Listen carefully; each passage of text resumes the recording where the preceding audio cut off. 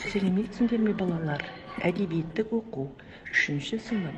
Бөлім су тіршілік көзі. Тақырыбы көкқұтанның ақылы.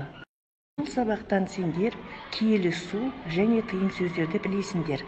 Судың қасиеті көп зерттеледі. Су өте жұмсақ болғанымен, ол ең қатты жартастардың өзін тамшылап тұрып ақ тесіп шығады.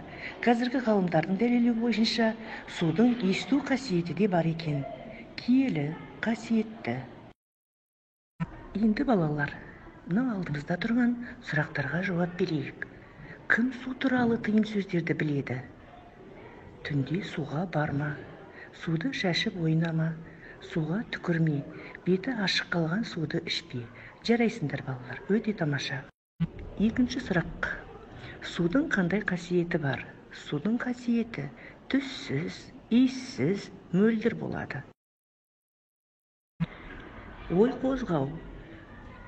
Адам ағзасындағы судың мөлшері қанша? 86%.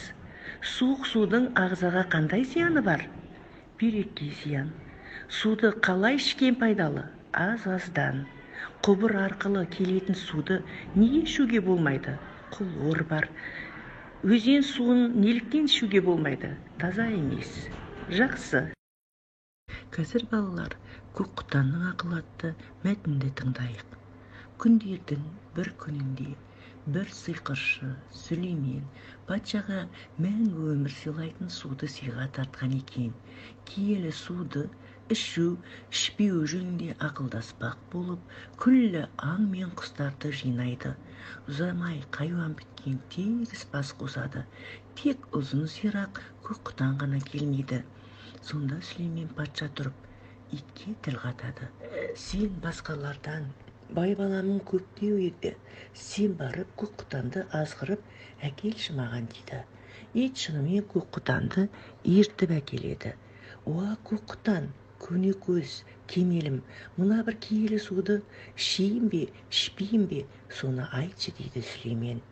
Егер мына суың өзіңнің барша дос-жарандарыңа, туған туыстарыңа және ұшқан құс, жүгірген аңға жететін болса, онда бұл суды ішіп қой. Тамшысын да қалдырма. Сонда өмірден бақытты да қуанышты да табасың. Бірақ оны бір өзің ғана ішсең, мәңгі бақи өкініп, опынумен өтесің. Жалғанда соқа басың сопиып, жалғыз қаласың. Жақын жоғыңның бәрі баяғыда кеткен соң, бір өзің не қуанып, не қызық көріп жарытам дейсің.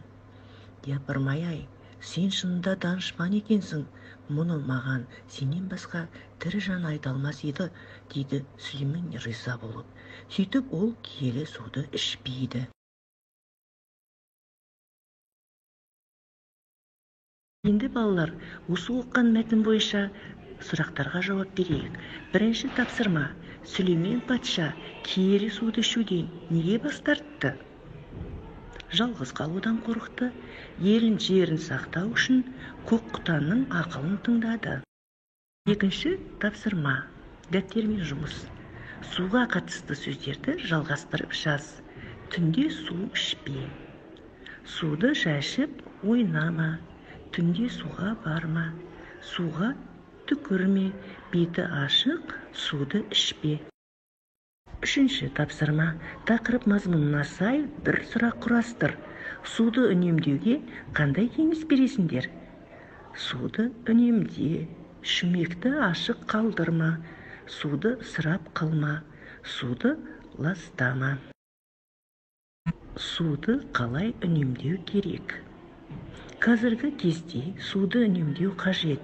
1 минуттың ішінде миллиондаған адам суды үнемдемей кетіріп отырады. Су тамшылап тұрған краннан тәулігіне 24 литр, айына 720 литр, жылына 8784 литр су ағады. Суды қорғау, өмірді қорғау деген сөз. Жақсы балалар, сау болыңыздар.